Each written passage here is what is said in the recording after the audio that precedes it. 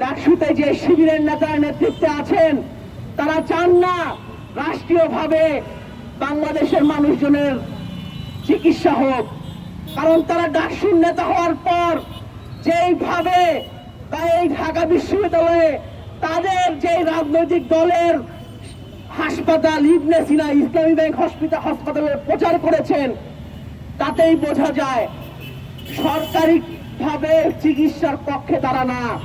তারা চায় আপনি এই চিকিৎসার জন্য ইবনে সিনায় যান, তারা চায় আপনি চিকিৎসার জন্য ইসলামী ব্যাংক হাসপাতালে যান, লক্ষ লক্ষ টাকা খরচ করেন এবং তারা আপনাকে বলবে, তারা আপনাকে 50% অফ দিয়ে দিবে। আচ্ছা, আপনি যদি বেসরকারি হসপিটালে যান, আপনার যদি আইসিইউ খরচ 10 লাখ টাকা হয়, সেখান থেকে 50% কমা আপনার যদি 5 লক্ষ টাকা লাগে, সেই 5 লক্ষ টাকা দেওয়ার মতো ক্ষমতা বাংলাদেশে কয়টা পরিবারের আছে? নাই। অতএব এই যে মুনাফেক যারা নিজেদের স্বার্থের জন্য, নিজেদের ব্যবসার জন্য মানুষজনকে মৃত্যুর দিকে ঠেলে দেয়, তাদের বিরুদ্ধেও সতর্ক থাকতে হবে। আমরা ওনাদের ভালো করেই চিনি। বাংলাদেশের কোচিং ব্যবসা কারা করেন সেটা আমরা ভালো করে জানি। কোচিং ব্যবসা না হলে তারা না খেয়ে মরবেন সেটা আমরা ভালো করে জানি।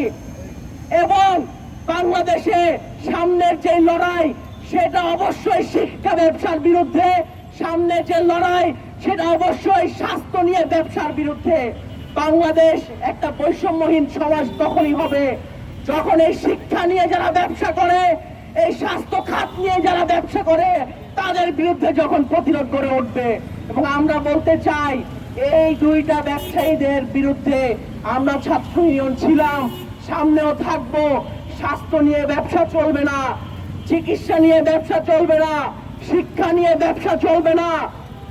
বাংলাদেশের মানুষজনের চিকিৎসা রাষ্ট্রীয়ভাবে হতে হবে, সেটা ইউনাইটেড অ্যাপোলো বা ইবনে সিনায় হবে না। যারা ঢাকা বিশ্ববিদ্যালয়ের ডাকসুর নাম করে ওই বেসরকারি হসপিটালগুলো প্রমোশন করেন, তাদেরকে বলে দিতে চাই, আপনাদের এই স্বাস্থ্য নিয়ে ব্যবসার বিরুদ্ধে শিক্ষার্থীরা সচেতন আছে এবং তার বিরুদ্ধে শিক্ষার্থীরা আন্দোলন সংগ্রাম করে তুলবে। আজকে এই দুঃসময়ে আমরা বর্তমান যে সরকার, সেই সরকারকে বলতে চাই, একটা জরুরি অবস্থা ঘোষণা করা উচিত আপনাদের।